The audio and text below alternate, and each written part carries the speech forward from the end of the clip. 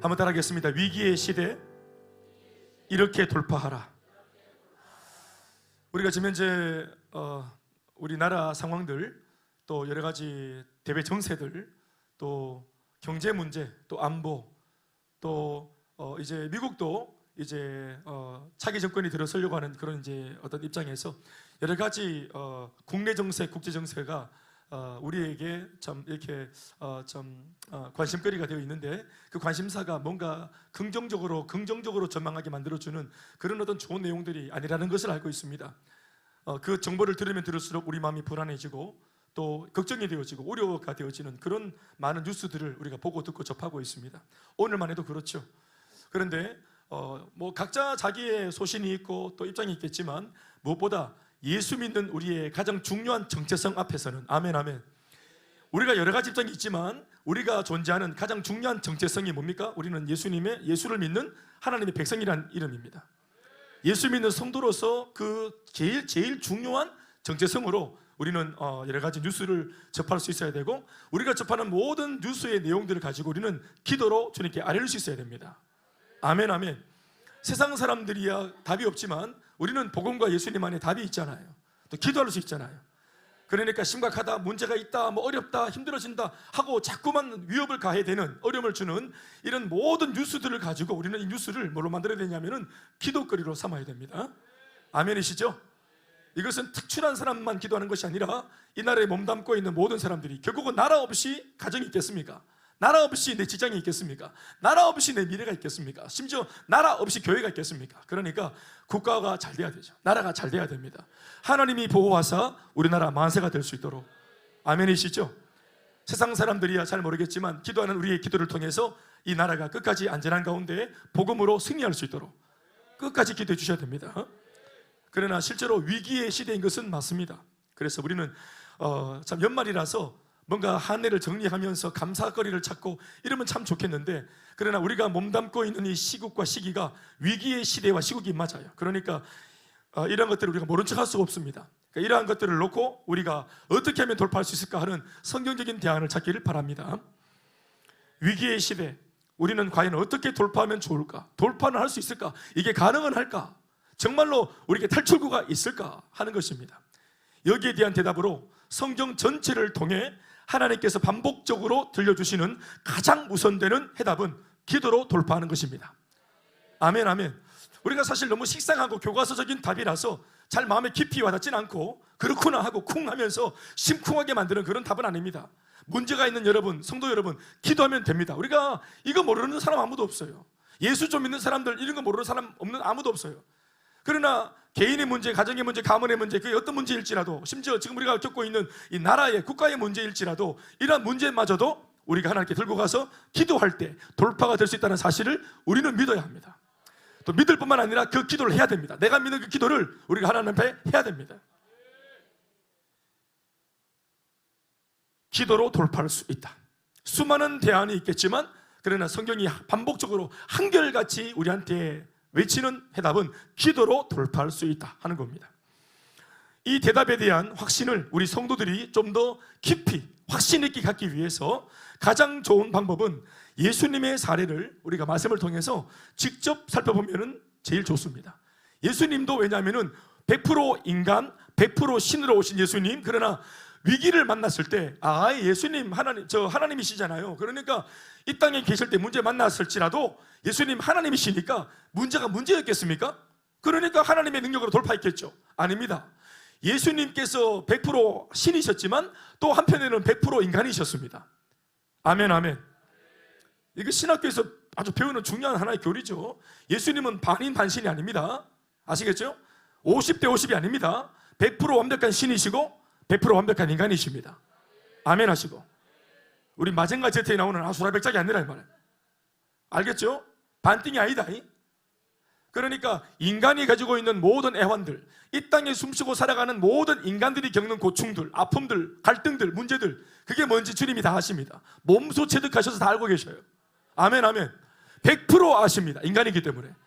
그러나 이 문제를 해결할 수 있는 것은 인간에게 없어요. 그런데 하나님만이 할 수 있는 대안들, 하나님만이 줄 수 있는 그 능력과 대답들, 아멘 아멘, 그것 또한 그분이 100% 신이셨기 때문에 대안을 가지고 계십니다. 그래서 전지 100% 다 알고 계시고, 그리고 전능, 거기에 대한 답도 가지고 계시고, 그래서 하나님은 전지전능하신 분이십니다. 우리를 다 알고 계시면서 답도 가지고 계시는 분, 그래서 전지전능하신 하나님, 안 믿습니까? 그럼요. 그래서 예수님도 이 땅에서 고난과 문제를 당했었고, 그 문제를 당했을 때 가장 먼저 뛰쳐나온 예수님의 생각은 100% 인간이셨기 때문에 인간적으로는 본능에 의해서, 또 혈기에 의해서, 육적인 부분에 의해서 예수님도 인간적으로 생각을 하고 고뇌를 하십니다. 우리가 말씀을 읽어보면 그런 부분들을 제법 많이 발견할 수가 있어요. 예수님의 사례를 보는데 우리처럼, 오늘 우리의 제목처럼 위기의 시대, 그렇죠, 예수님에게도 위기가 있었는데, 정말 숨이 꼴딱 넘어갈 정도로, 충격을 먹을 정도로 굉장한 위기가 있었는데, 예수님의 실리를 봤을 때 예수님은 우리 믿는 자들의 표본이 되시는 예수님인데, 그 예수님은, 신앙을 가지고 계신 그 예수님은 신앙을 저버리지 않고 위기 가운데서 어떻게 대처하셨는가 하는 것을 보는 것은 예수를 믿고 신앙생활하는 우리들한테 굉장히 중요한 부분이죠. 아멘 아멘. 오늘 본문을 통해서 우리에게 주시는 하나님의 말씀을 아멘으로 붙드시기 바랍니다. 오늘 말씀을 통해 예수님의 사례를 말씀을 통해 읽어보니, 예수님은 자신에게 닥친 가장 큰 시련 앞에서, 그냥 보통 어렵고 힘들고 이게 아니고, 그분이 이 땅에서 겪었던 고초가 많았는데 그 고초 중에서 가장 큰 시련이 있었어요. 가장 큰 시련 앞에서 이것 한 가지를 그분이 결정하시는데, 그것은 다른 것이 아니라 오늘 우리가 주제로 삼고 있는 바로 기도였습니다. 아멘 아멘. 그분이 겪었던 최고의 고통과 위기와 어려움 중에서, 그 가운데에서 예수님이 결정하신 것은 기도하기로 결정한 거였습니다. 십자가 죽음을 불과 몇 시간 앞에 놓고 예수님이 내리신 결정, 그것은 기도하는 것이었습니다. 그래서 예수님은 겟세마네라고 말하는 작은 언덕으로 올라가셨고, 그 길에 영문을 알지 못하는 베드로와 야고보와 요한 제자들도 함께 동행을 시켜서 그 언덕을 올라가셨습니다. 그곳에서 예수님은 제자들과 따로 떨어져서 이내 곧 기도하기 시작하셨습니다. 그 기도는 간결했고 간절했으며 매우 맹렬했습니다. 마치 전쟁과도 같이 치열했던 그 기도를 통해 예수님이 얻은 성과는 두 가지였는데, 첫 번째는 자기 부인이었고, 또 다른 한 가지 응답은 순종이었습니다. 자기 부인과 순종이라고 하는 두 단어는 결코 다른 말이 아닙니다. 자기 부인이 있어야만 순종이 가능하다는 것을 생각할 때, 예수님은 죽어야만 한다는 사명과 죽지 않고 싶다 하는 본능 사이에서 결국 기도를 통해 생존의 본능을 꺾어내시는 자기 부인으로 죽음이라고 하는 사명을 붙드는 순종에 이르게 되신 것입니다. 죽자라는 이 기도의 응답이 겟세마네 언덕에서 예수님이 들고 내려오신 고귀한 기도의 결론이었습니다. 그래, 사명 따라가자. 전쟁 같은 갈등이 있었죠. 말 그대로 진짜 치열한 전쟁이었습니다. 예수님 내면에서 우리와 똑같습니다. 사명을 따라가자니 두렵고, 인간적으로 살고자 하는 욕망이 있으니까 이게 또 마음이 불편하고, 그래서 생존과 사명이 그대로 대치되어서 예수님 심령 내면 안에서 큰 충돌을 일으켰어요. 그래서 이 충돌을 끄기 위해서, 이 충돌을 어떻게 하든지 하여튼 둘 중에 양당 간에 결단을 내리기 위해서 기도의 자리를 찾으신 것입니다. 아멘 아멘. 그리고 방금 말씀드린 것과 같이 그 치열한 전쟁, 그러니까 내면에도 전쟁이지만 내면의 전쟁이기 때문에 기도도 전쟁이에요. 내면의 전쟁이고 상황이 전쟁이기 때문에 예수님의 기도마저도 전쟁을 방불했습니다. 그러니까 기도가 치열했죠. 아멘 아멘. 그리고 전쟁을 방불하는 그 치열한 기도의 결국은 뭐냐? 내 살고자 하는 소욕을 죽이고 말씀 앞에 순종하고자 하는, 하나님 아버지의 사명 앞에 순종하고자 하는 자기 부인과 순종이 승리한 것입니다. 그 기도의 언덕에서 예수님은 육신의 본능을 잠재우시고 하늘 아버지의 사명을 붙들고 그 산을 내려오셨습니다. 이것이 뭐냐면 바로 승리한 기도입니다. 아멘 아멘. 기도는 여러분 뭡니까? 내 뜻을 관철시키기 위해서 고집부리로 가는 것이 기도가 아닙니다. 솔직히 말해서 두 마음이 충돌하는데 인간적으로는 내 거 챙기고 싶죠. 내 유익을 구하고 싶죠. 사명이 뭔지 모르겠고 그거는 등 다시고 배부를 때나 있는 것이지 지금 당장 생존에 문제가 왔는데 어떻게 내가 살고 봐야지. 그러니까 이러한 마음이 득세해서 이것을 주장하러 가는지 모르겠어요. 그런데 결국은 기도를 내 이기심으로 시작하지만 결국 기도를 하게 되면은 성령이 반드시 그 기도에 관여하십니다. 아멘, 아멘. 99% 내 주장을 하려고 기도해도 괜찮아요, 처음에는. 그런데 반드시 기도의 영역에는 나 말고도 기도를 시작할 때 성령이 그 기도의 영역에 들어오십니다. 그래서 처음에는 내가 하고 싶은 기도를 내가 하지만 주님은 상관없어요. 문제치 않아요. 왜냐하면 이내 곧 성령이 간섭하시면 그 기도가 달라질 것이기 때문에 그렇습니다. 그래서 처음에는 성도가 내 하고 싶은 소원 성취의 기도, 내가 너무 골치 아프고 힘이 들어서 살고 싶어서 하는 기도, 모두가 다 그렇게 시작합니다. 기도는. 그래서 처음 기도의 수준을 보면은 수준이 낮아요. 자기만을 위한다는 그 기도의 맥락으로 볼 때 미안한 말이지만 기도의 수준이 낮습니다. 주시옵소서, 이거 낮습니다, 수준이. 그런데 아까도 말했지만 성령이 말할 수 없는 탄식으로 내 기도에 개입하시고 내 기도가 은혜 가운데 기쁨으로 달라지게 만들어주시고 달라지는 기도를 보면서도 내 스스로가 이것이 불편하지 않고 수긍이 될 수 있도록 내 마음의 평강을 주십니다. 아멘, 아멘. 그리고 나를 해코지할 것 같았던 상황이 성령의 능력에 모든 것을 맡기고 이 기도를 타고 계속 진도를 빼면은 하나님이 내 문제를 해결해 주시겠다 하는 확신이 찾아옵니다. 이 확신을 근거로 더 이상 내가 나를 위해서 기도하지 않고 아버지의 뜻대로 하는 기도에 올라탈 수 있게 되어지는 거예요. 불안하지 않기 때문에 하나님의 편으로 옮겨타는 겁니다. 그 평안을 누가 주시느냐? 기도할 때 성령이 내 마음에 평안을 주시고 성령이 내 마음속에 확신을 주십니다. 아멘이십니까? 시련 앞에서 두려워지는 마음을 몰아낼 수 있는 거 어떻게 가능합니까? 기도하면 됩니다. 죽음의 공포 앞에서 걷잡을 수 없이 나 자신의 생존과 안위만 부각되어가는 그 강한 본능의 진도를 멈추는 거 어떻게 가능할까요? 기도하면 됩니다. 부디 내 좋은 대로 되지 않고 그런 나 자신을 부인할 수 있는 힘을 얻는 거 어떻게 가능할까요? 기도하면 됩니다. 처음에 조심을 끝까지 밀고 나갈 수 있는 비상한 힘을 얻는 거 이건 역시 기도하면 됩니다. 아멘, 아멘. 사랑하는 여러분, 기도하면 됩니다. 초심을 잃지 않고 계속 지속 반복할 수 있는 목사님, 저는 이때까지 살아생전하면서 삶을 살면서 길게 오랫도록 지속 반복이 제일 지겨웠고 그거 해본 적이 없어요. 나는 그래서 지겹도록 반복하는 이 훈련이나 양육이나 우리 교회 사역이 두렵습니다. 처음에 한 1년을 할 수 있지, 임기로 하자면은 다른 교회처럼 1년 임기로 하면 할 수 있지, 넘겨주면 되니까. 그런데 우리 교회 성도들 보니까 5년씩 10년씩 한 번 목사님께 아달이 되면 끝도 없이 가고 어떻게 그렇게 할 수 있냐. 나는 진짜 자신이 없어서 하는 거는 괜찮은데 내가 그렇게 오랫동안 할 수 없을 것 같고 중간에 실망을 시킬 것 같아서 그게 자신이 없어가지고 난 못 할 것 같다. 나는 나를 안다는 거예요.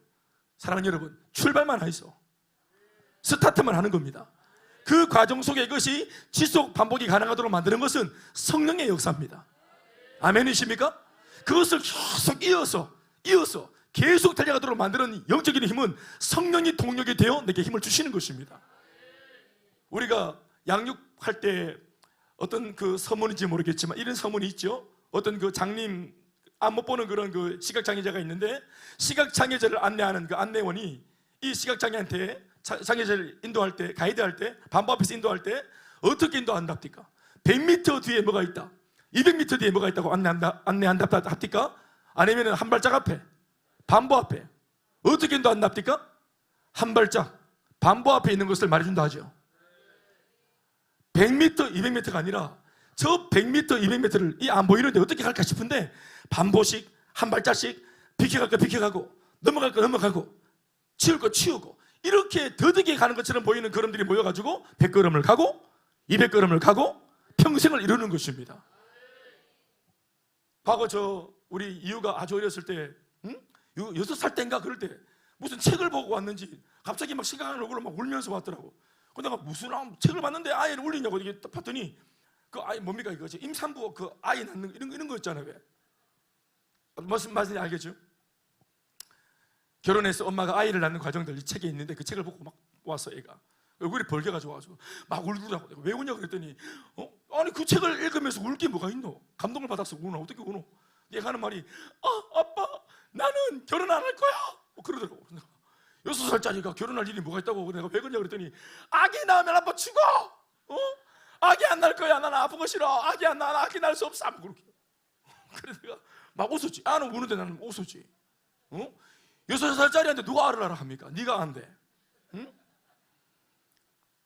이유야, 나중에 어른이 되고 때가 되어서 결혼하고 네 몸이 건강해지고 마음도 건강해지고 나중에는 아기를 낳고 싶은 마음이 생길 때, 그때 하나님께서 때가 되면은 다 낳게 주시고 누구도 두렵지 않고 행복하고 기쁘게 기다렸다는 듯이, 그것을 진짜 기다렸다는 듯이 그걸 사모하는 마음으로 그걸 낳게 된다. 때가 되면 6살짜리 입장에서 볼 때는 알을 낳는 게 겁이 나고 두렵지만 그 때가 되면은 기쁨으로 낳죠. 우리 구미영 사모님 지금 알을, 우리 행복이를 지금 잉태해 계시는데, 사모님 어디 계시노? 그래. 본인이 이게 막 두렵고 막 그냥 이게 막 고통스럽고 무섭고 막 시사하고 싶고 막 그러나? 아니지. 그렇게 막 전도사님이 원망스럽고 막 이런 그런 게 아니지. 이 상태가 얼마나 기쁘고 행복하노? 아이가 태어나려면 기다리지. 그럼 그렇게 하는 거지. 그러나 6살짜리 아이한테는 이 임신하고 아이를 낳는 것이 두려운 겁니다. 똑같이 셀리도도 마찬가지입니다. 지금 우리 입장에서 보니까 셀리도 하는 거, 또 단기 선교사 나가는 거, 또 아울리치 가는 거, 또 양육 받는 거, 그건 뭐가 되든지 간에 지금 이 모습보다 좀 더 발전하는 모습임에도 불구하고 뭔가가 변화가 일어나는 것이 다 두렵죠. 모든 게 다 두렵죠. 사랑 여러분, 가장 위대한 가치는 게으르고 미안합니다. 귀찮고 두려운 곳에 다 들어있습니다. 세상에서 가장 가치 있는 것들은 어디 들어있다고? 귀찮고 두려운 것들 속에 다 들어있는 거예요. 그 두려워 보이고 또 귀찮아 보이는 것이지만 감당해 내면은 그것이 얼마나 단약이 되는지 몰라요. 아멘, 아멘. 믿습니까? 기도하면 됩니다. 하게 하시는 것은 성령이십니다. 그렇지만 이런 기도를 한다는 것이 결코 쉬운 일은 아닙니다. 예수님의 기도가, 아까도 설명했지만 겟세마네의 기도가 길고 맹렬했던 까닭이 여기에 있습니다. 나 자신을 부인하고 살고자 하는, 내 소욕을 쫓아가고자 하는, 살고자 하는 나의 본능, 이 본능을 쫓아가고자 하는 내 뜻을 꺾는 것이 이렇게나 힘겹고 어려운 것이기 때문에 사투를 벌이듯 치열한 기도가 수반되는 것입니다. 이처럼 기도가 참으로 중요하다는 사실을 예수 믿는 성도들이 결코 모를 리가 없습니다. 그래서 성도들은 기도를 함과 동시에 그 기도를 통해 자신의 야망과 본능을 추구하는 소위 수가 높은 파렴치한 짓을 저지르기도 합니다. 기도가 참 중요한 줄 알기 때문에 대놓고 욕심을 구하면 참 수준 떨어지니까 내 속에 내면은 바뀌지 않았고 여전히 욕심을 따라 살고 싶은데, 그런데 이제 이것을 기도가 중요한 줄 알기 때문에 요 욕심을 버리면 참 좋겠는데 안 버리고 대신 요 욕심을 기도에다 편성시켜서 기도 행위로 마치 신앙인 것처럼 그렇게 포장해서 여전히 자기 욕심을 추구하는 사람도 있습니다. 이것을 이른바 기도의 함정이라고 합니다. 기도의 함정. 자기의 욕심을 위해서 은근히 내 가치관은 안 바꾸고 그대로 두면서 요것을 그대로, 자기는 안 바뀌고 여기에다가 신앙으로만 포장을 해서 신앙인 것처럼, 그러나 실제로는 여전히 자기 욕심을 이루는, 여전히 자기 욕망을 이루는, 마치 예수님과 하나님은 자기 욕심을 이루어주는 들러리처럼 이게 신앙인 것처럼 포장을 하고 기도인 것처럼 포장을 하는, 이렇게 하고 싶은 유혹이 있다 이 말입니다. 그래서 이것이 기도의 함정입니다. 이런 기도를 하고 싶은 함정들, 사랑하는 여러분, 기도에 함정이 있다는 사실을 명심하십시오. 기도를 하더라도 내 뜻만을 이루고 싶은 전제가 이미 깔려있고 설정이 이미 깔려있고 의도가 깔려있는 채로 드리는 기도 행위는 오히려 기도를 기도답지 못하게 만드는 큰 장애물이고 방해거리입니다. 그리고 이런 기도는 거의 응답에서 거리가 멉니다. 오늘 본문 마가복음 14장 36절 상반절을 보시면 이 사실이 잘 드러나 있습니다. 기도의 함정. 예수님도 이것을 자신의 기도로 노골적으로 드러냅니다. 신앙생활을 하는 성도들에게도 이런 위험이 있다는 사실을 보여주기 위해서 예수님, 100% 인간이신 예수님이 기도를 하는데 이 기도에 인간적인 기도를 그대로 노출시킵니다. 읽어볼까요? 시작. 이르시되 아빠 아버지여, 아버지께는 모든 것이 가능하오니 이 잔을 내게서 옮기시옵소서. 따라합시다. 이 잔을, 이 십자가를, 이 사명을 내게서 옮기시옵소서. 이게 기도입니다. 기도의 형태를 가지고 있는데 내용을 들여다보면 절대로 이루어져서는 안 되는 기도들이죠. 또 하나님으로부터 하나님께서도 절대로 응답할 수 없는 기도입니다. 황당한 기도죠. 기도의 사람이 하나님 앞에 기도를 올렸는데 이 기도를 딱 들어보니까 응답해 주기가 상당히 곤란하고 당황스러운, 심지어 이런 것도 기도라고 했나 싶은 이런 기도가 올라옵니다. 오늘 이것을 심지어 예수님이 하고 있습니다. 아버지요, 그것도 친밀하게 아빠 아버지 이러면서 애교를 부르시면서 친밀한 척하면서 아빠 아버지요, 이 잔을 내게서 옮겨주세요 이러면서 말이죠. 예수님이 죽음의 위기 앞에서 드린 기도입니다. 그러나 엄격하게 말하자면 이것은 기도의 형식을 갖춘 하나의 생떼라고 평가할 수 있습니다. 자기 주장이죠. 자기 주장을 관철시키는 것, 기도의 형태로 내가 원하는 나의 소욕을 하나님께 주장하는 것, 생떼요 자기 주장입니다. 바로 이 기도 형식 안에서 우리는 기도의 함정을 발견할 수 있는데, 그러라고, 이걸 발견하라고, 똑똑히 보라고 예수님께서 이런 식의 기도를 대놓고 해주신 겁니다. 예수를 믿지만 연약하기 때문에 성도인 우리들이 쉽게 입에 올리는 기도가 바로 이것입니다. 이 잔을 내게서 옮기시옵소서. 무슨 뜻입니까? 죽지 않게 해달라는 뜻이죠. 안 죽고 싶다는 뜻입니다. 사명이고 뭐고 모르겠고 이 사명의 잔, 버거우니 옮겨달라, 채워달라는 인간적인 본심을 기도의 형식으로 올리고 있는 것입니다. 기도 형식으로, 신앙의 형식으로. 그러니 이것은 기도가 아니라 사실은 생떼요 자기 주장이라고 제가 말씀을 드리는 것입니다. 다시 말씀드리지만 이런 수준 낮은 기도를 예수님이 직접 해 보이신 그 저희는 사명보다는 결국 생존을 위할 수밖에 없는 약하디 약한 우리 같은 연약한 성도들의 이 부족함을 주님께서 이미 알고 계시고 이해하고 계심을 보여주기 위함인 것입니다. 아멘입니까? 주님께서 우리의 약함을, 이렇게 기도할 수밖에 없는 우리의 처지를 이미 알고 있기 때문에 우리가 혹시 할 수 있는 기도를 당신이 먼저 내뱉으신 거예요. 왜 그렇게 하셨을까요? 우리의 약함을 아시는 겁니다. 이렇게밖에 기도를 못하는 우리를 알고 계시는 겁니다. 예수를 믿으면서도 결국 우리의 안위와 성공과 번영만을 위해 기도할 망정, 사명 따위는 저리로 옮겨달라고 기도하는 우리의 비겁함과 옹졸함을 이미 주님은 다 이해하고 계십니다. 그러나 그런 이해나 공감과 함께 여기 이런 수준에 그대로 머물러 있어서는 안 된다는 것을 보여주시기 위해서 예수님의 기도는 다시 한번 그 자리를 털고 일어나서 다른 차원으로 옮겨지기 시작합니다.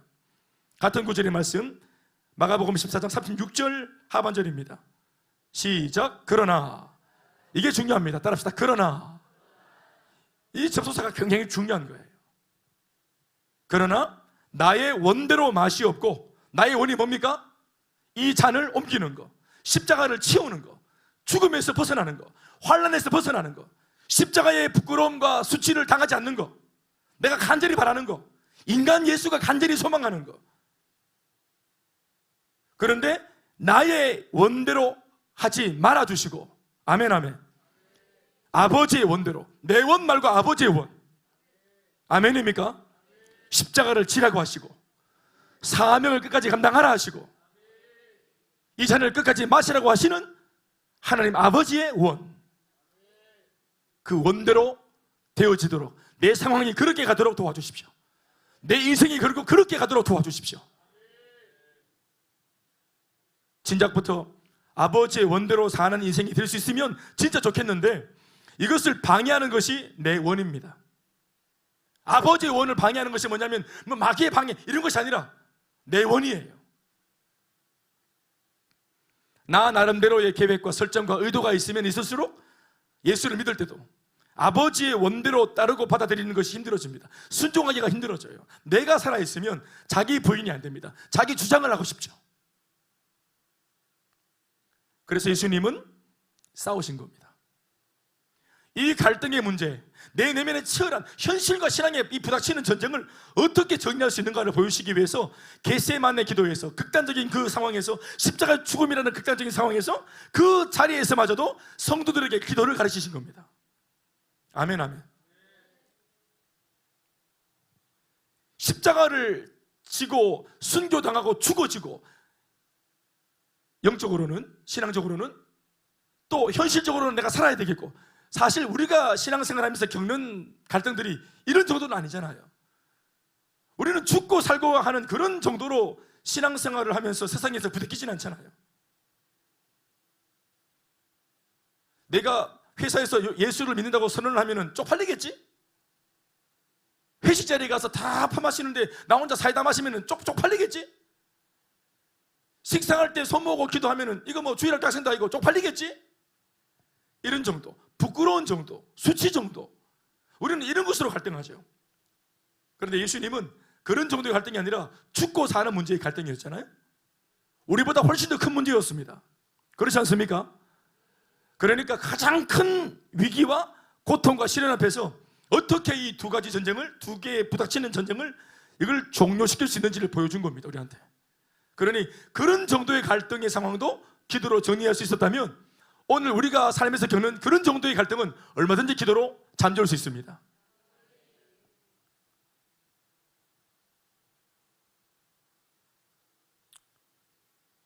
아버지의 원대로 사는 인생이 될 수 있으면 참 좋겠는데 이것을 방해하는 것이 뭐냐 알려드렸습니다. 내 원이라는 것.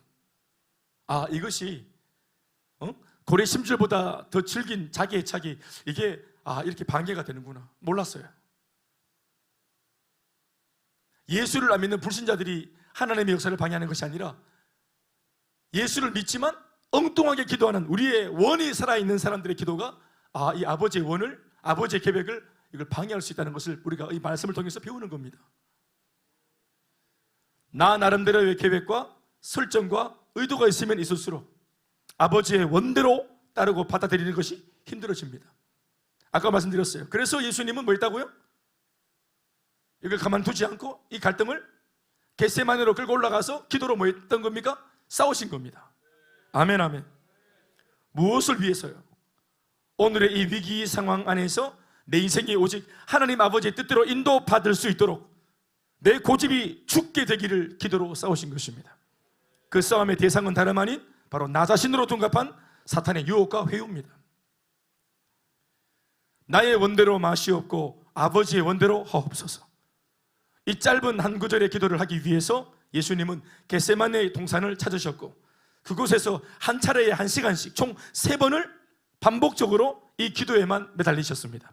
단 한 가지 기도 제목, 마가복음 14장 37절 오늘 말씀을 보시면 그 장면이 이렇게 기록되어 있습니다.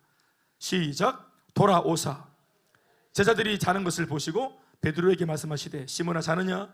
네가 1시간도 깨어 있을 수. 예수님께서 기도를 마치고 돌아왔는데 예수님 고백을 들어보니까 얼마 기도하셨습니까? 한 가지 한숨에 1시간을 기도하셨습니다. 1시간. 아버지여 내 원대로 하지 마시고 아버지의 원대로 되기를 원합니다. 이 기도 한 가지, 이 기도 제목 한 가지로 1시간을 집중적으로 기도했습니다. 아멘 아멘. 그러나 이 한 번의 기도로 만족이 안 됐나 봐요. 그래서 똑같은 시간대에 다시 또 언덕을 올라가십니다. 39절 말씀에 다시 나아가 동일한 말씀으로 기도하시고, 동일한 말씀이라는 것은 동일한 기도 제목으로 따라합시다. 나의 원대로 되지 말고 아버지의 원대로 되게 하옵소서. 아까 말했던 그겁니다. 똑같은 한 가지 기도 제목입니다. 그러니까 예수님이 의도적으로 지금 이 기도를 하면서 싸우고 계시는 거죠. 기도를 한다는 것은 본인이 쉽게 기도 안 하면은 타협하고 그냥 내 원대로 사는 건데 내 안에서 일어난 나의 소욕을 잠재우기 위해서 하나님께 들고 나가서 이렇게 살고 싶지 않으니까, 원함이 있지만 내가 원하는 대로 살고 싶지 않으니까 하나님의 원을 끌어들여서 내 소원을 꺾고 있는 거예요 지금. 아멘 아멘. 보통은 내가 원하는 것을 주장하려고 기도하는데 예수님의 기도는 뭐냐? 내가 원하는 것을 꺾기 위해서 기도하고 있어요. 내가 가고 싶은 길을 가지 않기 위해서 기도하고 있어요. 내가 원하는 나의 본능을 따르는 마음을 꺾기 위해서, 이걸 접기 위해서 하나님의 말씀을 계속 끌어들이고 있죠. 아버지의 사명을 끌어들이고 있죠. 아멘 아멘. 이게 우리가 본받아야 할 기도의 중요한 내용입니다. 우리는 실제로 하나님의 뜻이 내게 있어도 하나님의 뜻을 물리쳐달라고, 이걸 거두어달라고 기도할 때도 있는데 예수님은 그렇지 않잖아요. 마음의 원은 내가 사는 것인데 내 마음에 자연발생적으로 일어나는 나의 생존의 본능 말고 예수님께서 더 몸부림치면서 더 붙들려고 하는 것이 뭐냐면은 하나님이 주시는 사명이었습니다. 그러니까 이 기도하기 전까지는 예수님이 인간 예수님은 흔들리셨습니다. 더불어 이 땅에 예수를 믿고 살아가는 모든 성도들도 아무리 은혜를 받고 간증이 있고 사역의 기쁨을 알아도 환경이 뒤틀리고 어려움이 오면은 이룰 수 있다는 사실을 예수님께서 보이고 있는 거예요. 지금 우리한테.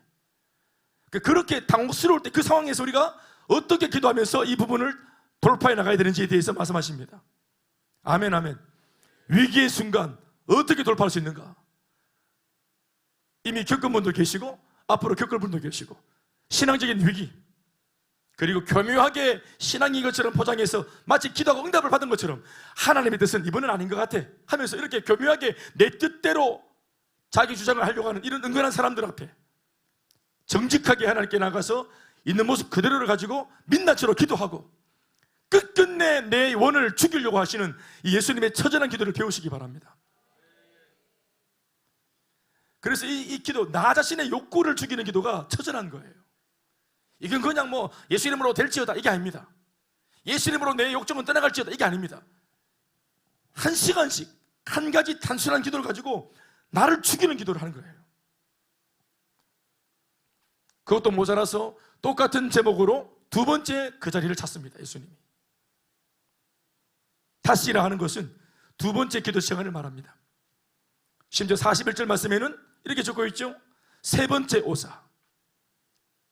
따라합시다. 세 번째 오사.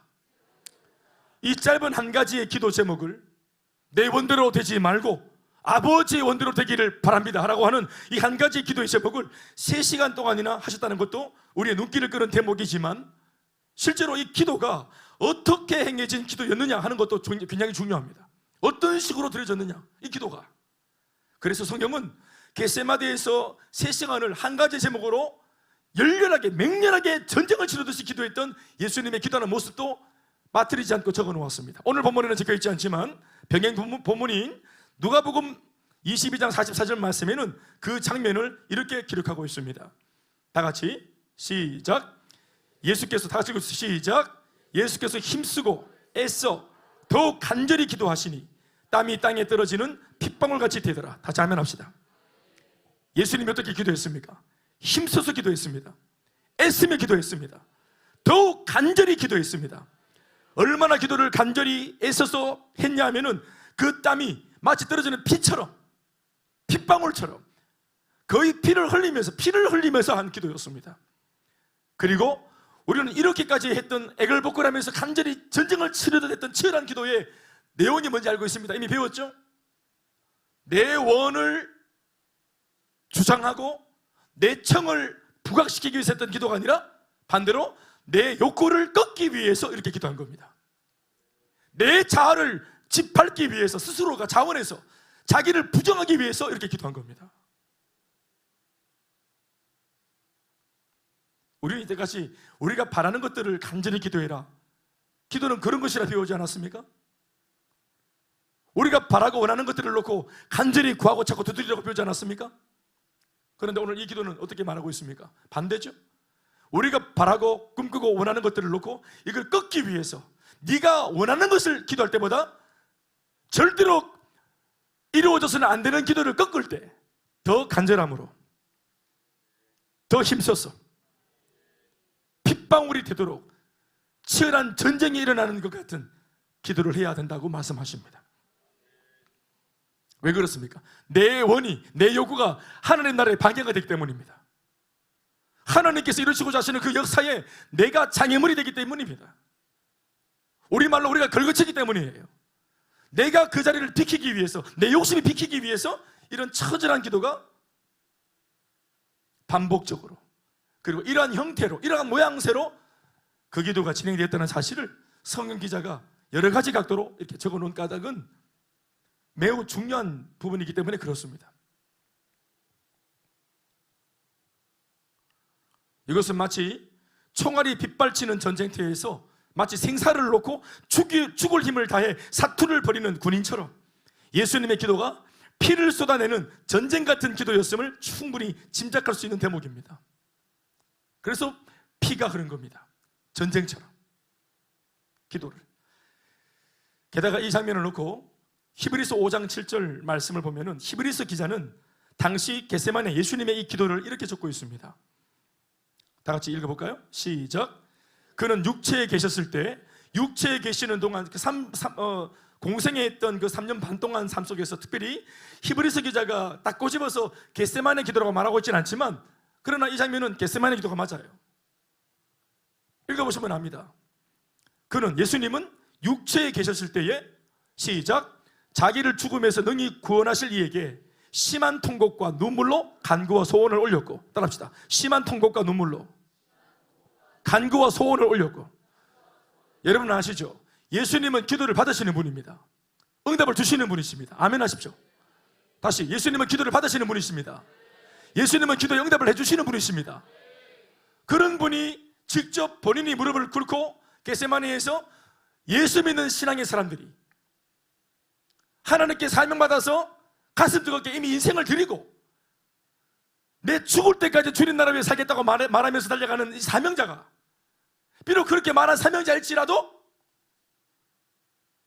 위기가 오고 시련이 오고 은근슬쩍 내 욕심을 채우려는 위기가 왔을 때, 그런 유혹이 왔을 때 사명자가 어떻게 이 유혹을 벗어날 수 있는지, 어떻게 하면 유혹에 벗어나서 초심을 그대로 지키고 애초에 나를 불러주신 주님의 영광을 끝까지 돌려드릴 수 있는지,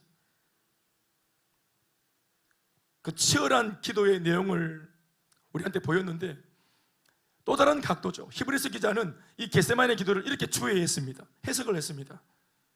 심한 통곡과 눈물로 간구와 소원을 올려서 마침내 응답을 받았다. 예수님도 기도를 받으시는 분이 이렇게까지 기도를 했다면 그분이 우리들한테 어떤 기도를 요청하고 있는지를 눈여겨봐야 되는 대목입니다.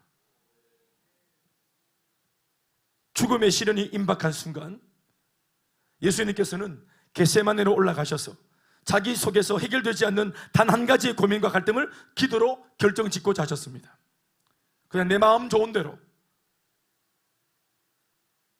생각이 가는 대로, 소위 감동이 왔다 이런 식으로 표현하면서 그렇게 내가 원하는 것을 얼렁뚱땅 하지 않고 이것을 심각하게 여기고 치열하게 다루시고 진지하게 대하셨습니다. 그 기도는 피를 쏟아낼 만큼 치열했고 3시간이 소요될 만큼 끈질겼습니다. 히브리서 기자의 말처럼 심한 통곡과 눈물의 간구였습니다. 결국은 사투 끝에 그렇게까지 해서 얻은 응답의 내용은 내 뜻대로가 아니라 결국은 아버지의 뜻대로였습니다. 이것이 바로 예수님이 우리에게 몸소 보여주신 진정한 사명자의 기도의 승리입니다. 기도에서 승리하면 현실 문제가 더 이상 우리를 이길 수 없습니다. 내 뜻대로가 아니라 하나님의 뜻이 지금 내 모든 삶과 현실의 상황을 에워싸고 있다는 확신이 들면 아무것도 두렵지 않습니다. 아멘, 아멘.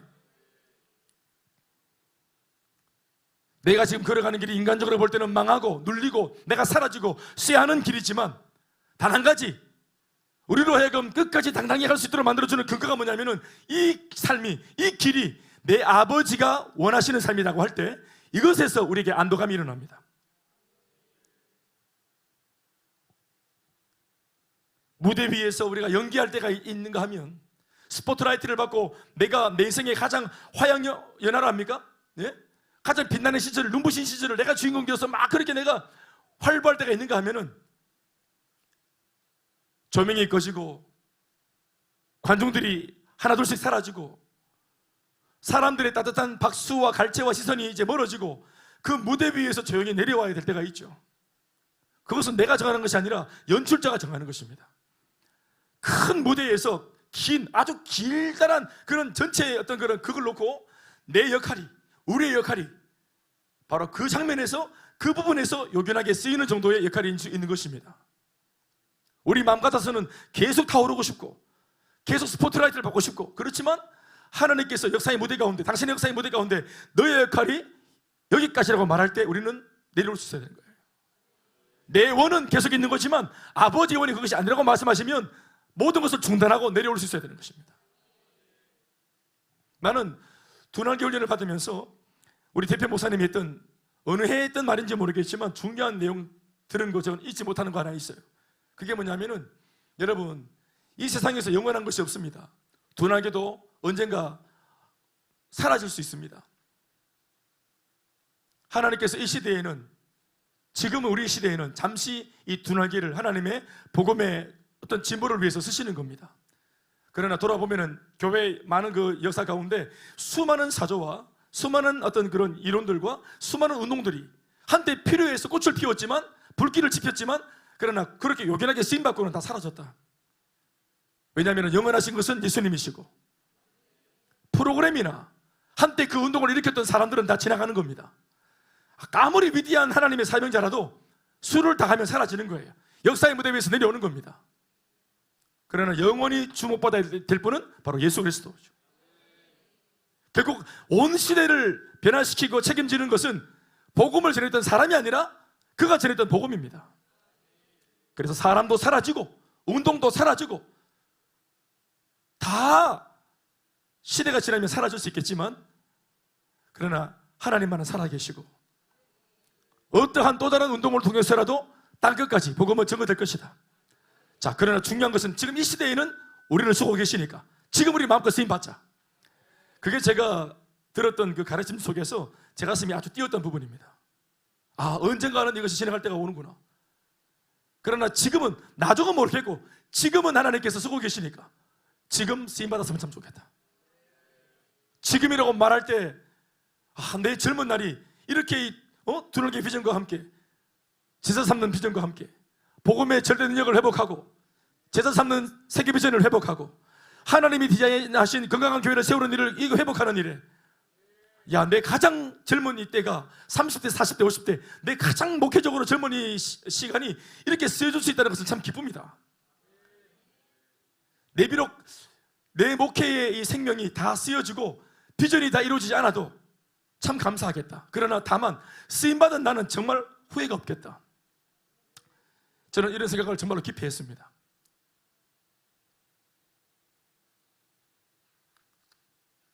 제자훈련 자체를 남기려고 하는 것이 아닙니다. 남는 것은 뭡니까? 실제로 훈련받고 검증받은 누가 남아야 됩니까? 제자가 남아야죠. 훈련은 안 남아도 됩니다. 시스템, 프로세스 없어도 괜찮아요. 그러나 그 말씀을 통해, 훈련을 통해서 변화받은 사람들이 남아야 됩니다.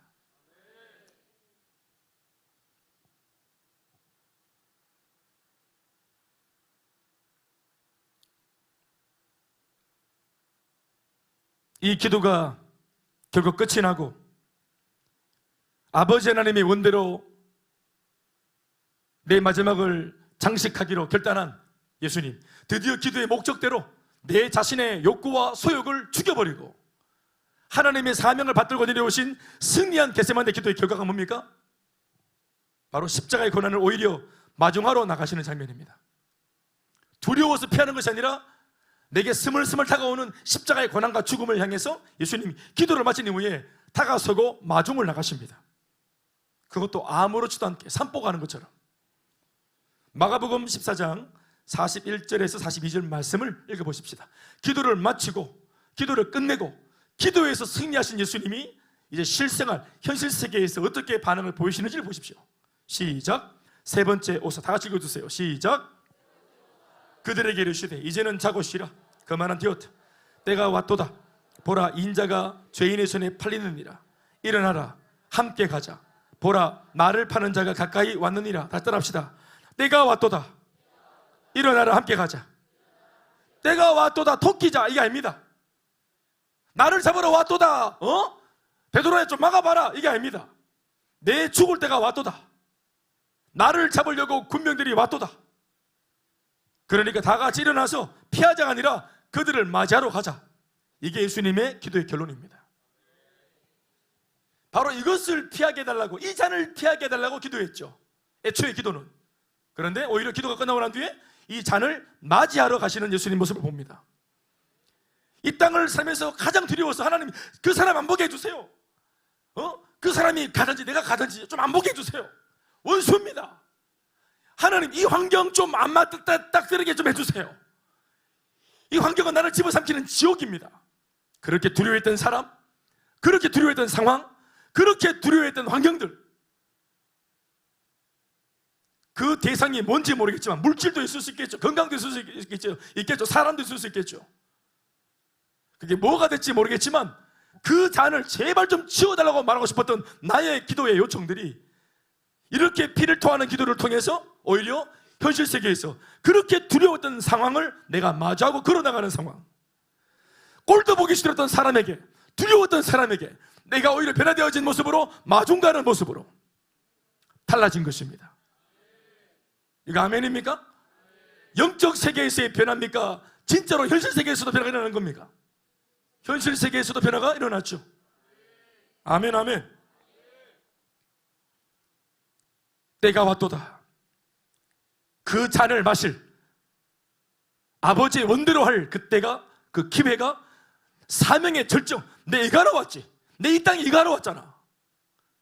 하나님 아버지가 나를 애초에 보내실 때 나 이거 하러 왔잖아. 그때가 드디어 왔도다. 사랑하는 내 제자들아, 일어나서 함께 가자. 여러분, 이것을 잘 보십시오. 처음 이 기도가 시작될 즈음만 해도 예수님의 심경은 이러했잖아요. 우리 아시죠? 기억해 보세요. 마가복음 14장 33절 34절 말씀. 처음 기도할 때 시작. 베드로와 야고보와 요한을 데리고 가실새 심히 놀라시며 슬퍼하사. 이게 처음 이 십자가를 대하시는, 이걸 떠올릴 때 드는 예수님의 마음이었어요. 그 잔을 떠올리면 대번 드는 생각은 슬픔이고 두려움이었어요. 놀란 가슴이에요. 예수님의 가슴도 놀랐었어요. 그 잔을 떠올리면, 십자가를 떠올리면, 십자가에 달려 죽을 내 죽음을 떠올리면 까마득해지고 아득해지고 손이 떨리고. 34절 말씀하시되 심지어는 마음만 그런 게 아니라 말도 하셔요. 제자들한테 내 마음이 심히 고민하여 죽게 되었으니 너희는 여기 머물러 깨어서 나를 위해 좀 기도해달라고 부탁할 정도로 심히 고민하여 죽게 되었다. 심히 놀라며, 심히 슬퍼하며, 심히 고민하며, 심히 아직 안 죽었는데도 죽은 것처럼 느껴질 정도로 난 죽었어 하는 이 마음이 우리와 똑같죠. 예수님의 이 고난 앞에서의 예수님의 반응을 자세히 묵상해 보세요. 문제 앞에서 우리와 전혀 다를 바가 없으십니다. 연약한 육신은 반드시 누구나 할 것 없이 모두가 다 이렇게 반응하게 되어 있다는 것입니다. 그러나 예수님은 이 두려움을 겟세마네 동산으로 끌고 올라가셨고 그곳에서 이 모든 문제를 있는 그대로 정직하게 기도하셨습니다. 하나님 아버지, 나 사실 살고 싶어요. 이 자리를 옮겨주세요. 나 잘 되고 싶어요. 나 흥하고 싶어요. 나 복받고 싶고 나 성공하고 싶어요. 이렇게 솔직하게 자기 인간적인 소욕을 그대로 다 내뱉죠. 은근슬쩍 신앙이 있는 사람들, 내가 장로고 목사고 내가 누군데 하는 것 때문에 은근히 숨기는 사람보다 낫잖아요. 이걸 기도하는 자리에서 아버지 하나님 앞에서는 숨기지 않죠. 다 밝히고. 그러나 결국 마지막 중요한 접속사 그러나 하시면서 내 원이 이런저런 것이 있지만 결국은 응답은 하나님 아버지 내 원대로 하지 마시고 당신의 원대로 되게 하여 주시옵소서. 이윽고 기도가 끝나자 예수님은 좀 전에 그 예수님이 아니셨습니다. 심히 슬퍼하고 심히 두려워하고 심히 괴로워하고 심히 죽을 것 같다고 말하는 그런 예수님이 아닌 슬픈 예수가 아니었어요. 기도가 끝나고 난 예수는 그 전의 예수가 아닙니다. 기도하신 후 십자가라는 위기를 대하시는 예수님의 말씀은 이렇게 달라집니다. 일어나라, 함께 가자. 어디로 말입니까? 그 문제 속으로, 그 잔을 마시러, 그 두려운 상황 속으로 우리가 일어나서 정면으로 가자. 사랑하는 여러분, 기도하면 달라집니다. 아니, 기도해야 달라집니다. 예수님의 중요한 실리를 보십시오. 기도하고 달라지셨죠. 예수의 신적인 100%의 그 신적인 능력이 힘을 발휘한 것이 아니에요. 100% 완전한 인간이신 예수님의 기도가 우리가 똑같은 성정에, 똑같은 모습에 그 처절하고 볼품없는 기도로부터 시작해서 한계를 능가하는 기도로 달라진 것을 우리가 본 겁니다. 우리에게 교훈하시려고, 우리에게 가르치시려고.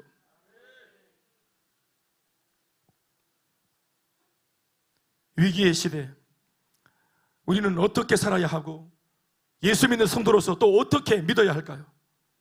자칫 너무 황망하고 두렵고 힘겨운 나머지 내 생각, 내 의도, 내 주장, 내 계획을 하나님의 뜻보다 더 부각시키려고 하는 음모를 은밀하게 준비하고 있지는 않습니까? 우리가 대놓고 세상으로 치우치면 부끄러우니까, 남들 욕하는 게 부끄러우니까, 누군가가 혹은 내 내면의 신앙 양심이 너 기도는 해봤니? 라는 소리를 듣게 될까봐 미리 기도하는 척 알리바이를 만들어 놓지는 않았습니까? 그 기도는 아마도 이런 기도는 아니었나 싶습니다. 예수님처럼 아버지께는 모든 것이 가능하오니 이 잔을 내게서 옮기시옵소서 하는 이런 기도, 내 원대로 내 고집대로 되는 기도 말입니다. 그런데 예수님의 신뢰를 보니까 그렇게 하고 끝나는 기도는 기도가 아니었습니다. 그렇죠? 그건 기도가 아닙니다. 문제만 만나면 그 문제 앞에서 자신의 안위와 손해만으로 계산이 복잡해져서 피할 궁리부터 하고 도망갈 궁리부터 하는 그런 마음이 바빠지고, 심지어 하나님도 윽박지르고 기도로 자기 주장을 관철시키려고 고집부리는 그런 모습에 우리는 아니었습니까? 이 말씀은 우리의 그런 숨어있는 의도들을 돌아보게 만들어줍니다. 오늘 성경이 현실 문제로 어려움을 겪고 있는 우리들에게 들려주는 해답은 겟세마네로 올라가라 하는 것입니다. 거기에서 싸워야 한다는 것입니다. 그리고 그 자리에서 기도하는 것입니다. 우리의 겟세마네는 예배당입니다. 우리의 겟세마네는 골방입니다. 우리의 겟세마네는 셀가족 모임이고, 우리의 겟세마네는 금요 기도 자리입니다. 우리의 겟세마네는 새벽 기도하는 자리입니다. 사랑 여러분, 그 자리가 어떤 자리이든지 내 안에 있는 자연발생적인 나를 위하는 척 내 편이 되고 있는 사탄의 달콤한 속임수에 우리 마음을 내어주지 않길 바라고, 제가 지난주도 언급을 했지만 하와를 놓고, 선악과의 알을 놓고 안 그래도 마음이 불편한 이 하와를 놓고 뱀이 하와 편을 들어주잖아요. 그리고 하와가 감히 하지 못하는 말을 뱀이 대신 해주잖아요. 그러니까 하와 입장에서 뱀이 얼마나 고마워요. 그러나 나를 위하는 그 마음을, 그 메시지를 쫓아가는 것이 하나님과 멀어지는 길입니다.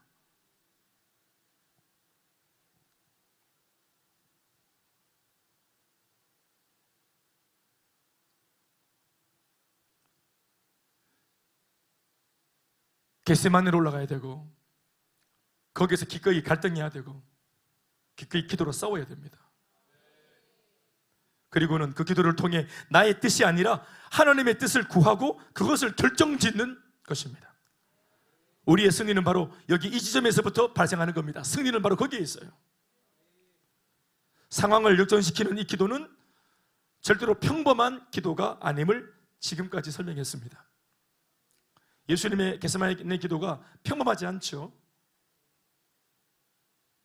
따지고 보면 우리가 만난 오늘의 현실 문제가 평범하지 않기 때문에 그에 상응하도록 우리의 기도 역시도 평범하지 말아야 하는 것은 말할 것도 없습니다.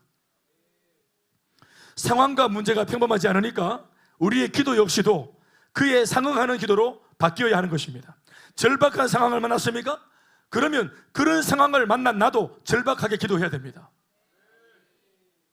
충격적인 상황이라면 상황이 일으킨 충격보다 더 큰 충격파를 기도로 일으켜서 그 상황을 덮어버려야 합니다. 그러니 충격파를 일으킬 만큼 강하게 기도해야 됩니다. 죽을 것 같은 상황이라면 죽기를 각오하고 기도해야 됩니다. 이것이 바로 오늘 우리가 해야 될 기도입니다. 저마다 만만치 않은 위기를 겪고 있는 저와 여러분, 이것이 바로 우리 모두의 기도여야 하고, 그리고 무엇보다 오늘 이 밤부터 우리의 기도가 그렇게 달라져야 됩니다. 틀림없이 성경은 예수님의 실제를 통해 기도 이전과 이후로 달라진 극명한 변화와 결과를 우리들한테 소개해 줬습니다. 그러니 분명 이렇게 주님 닮은 기도하면 반드시 우리도 응답받을 수 있는 은혜가 있을 줄 믿습니다.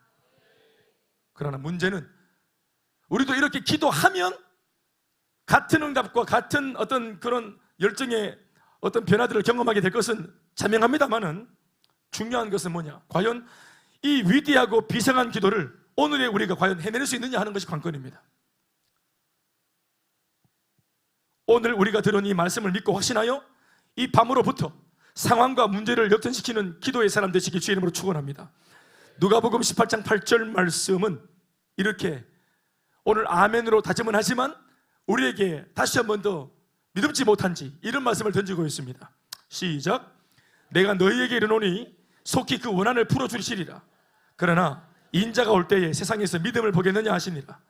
반드시 기도하는 자에게, 간구하는 자에게 우리 하나님 그 원한을 풀어주실 것입니다마는, 아멘 아멘, 응답을 주시고 원한을 풀어주시고 사주팔조명을 꺾어주시고 역전하게 하시고 되게 하실 것입니다마는, 아멘 아멘.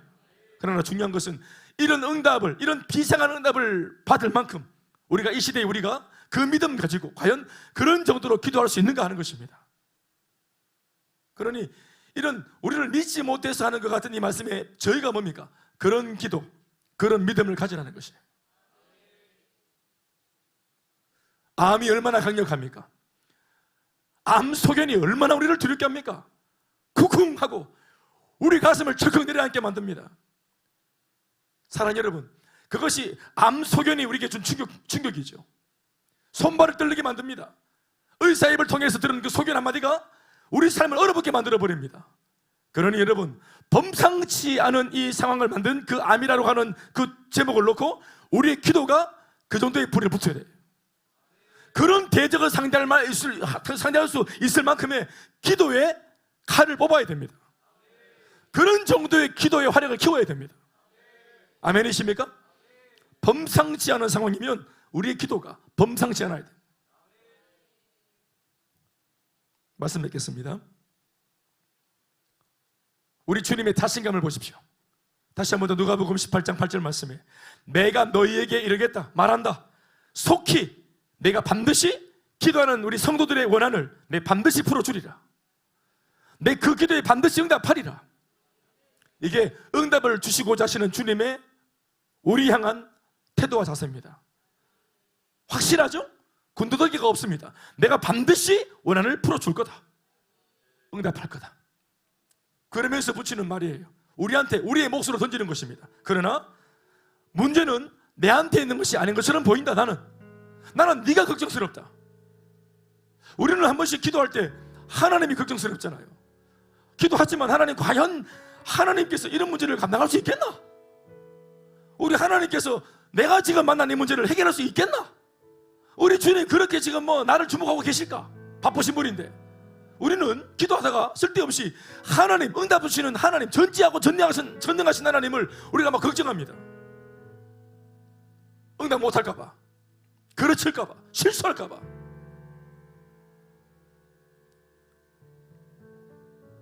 한심한 태도죠. 오늘 그런 분들에게 전하는 하나님의 이 담대한 말씀을 들으십시오. 내가 속히 그 원한을 반드시 풀어주리라. 응답을 준비하고 계신 하나님 편에는 문제가 없습니다. 문제는 기도해야 될 필요가 있는 저와 여러분들입니다. 우리가 이 땅에서 풀면 하늘에서도 풀리겠지만, 말씀대로 아멘, 우리가 땅에서 과연 풀 수 있느냐는 겁니다. 기도로 풀 수 있느냐는 거예요. 혹은 풀릴 때까지 기도할 수 있느냐는 것입니다. 땅에서 내 마음을 풀면 그 말이 뭐냐면은 불신을 제거하고 믿는 걸 말하는 거예요. 못 믿도록 그게 자이든 타이든 묶여있는 이 상황을 내가 기도해서 풀어야 돼. 풀면 하늘은 풀립니다. 하나님의 편에는 아무런 어려움이 없어요. 하나님은 모든 병을 다 고치십니다. 하나님은 모든 사람 다 변화시키십니다. 하나님은 어떤 상황도 변화시키십니다.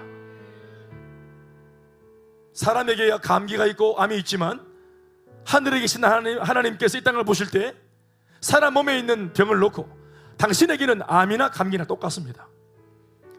우리에게는 10원이 있고 10억이 다르지만 하나님께는 10원이나 10억이나 똑같습니다. 우리한테나 문제지, 우리한테나 고난이고 우리한테나 위기지, 전지전능하신 주님 앞에서는 아무것도 문제가 되지 않습니다. 그분이 우리에게 말씀하십니다. 나는 다 준비가 되었다 내 아들아. 응답할 준비가 되었다. 하늘에서 풀 준비가 다 되었다. 묻겠다. 네가 준비가 되었냐? 너 믿느냐? 너 내 응답을 믿느냐? 내가 하려고 하는 일을 믿느냐? 이 병을 낫게 할 나의 능력을 믿느냐?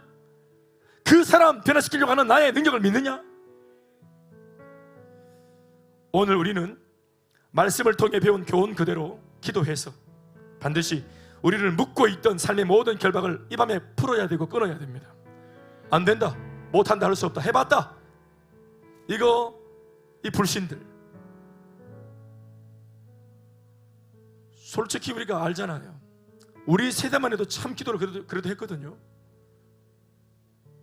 그러니 그런 입장에서 우리 후배들을 바라볼 때 때로는 성도들이 기도했는데도 안 되더라 이렇게 말을 할 때 하고 싶은 말은 그것입니다. 속으로 얼마나 기도했는가, 얼마나 기도했는가. 간절하게 기도한다는 것이 뭔지를 아는가? 아니, 여러분들의 상황이 간절한 건 알겠고 상황이 간절한 거 말고 그 상황 속에 있는 여러분들이 정말로 간절하게 기도를 하는 것을 우리가 서로 뭘 체험을 좀 했습니까? 어떻습니까? 그렇게 해봤던 우리의 이 연약함들을 끊어야 됩니다. 뭘 해보고 해봤다 해야지.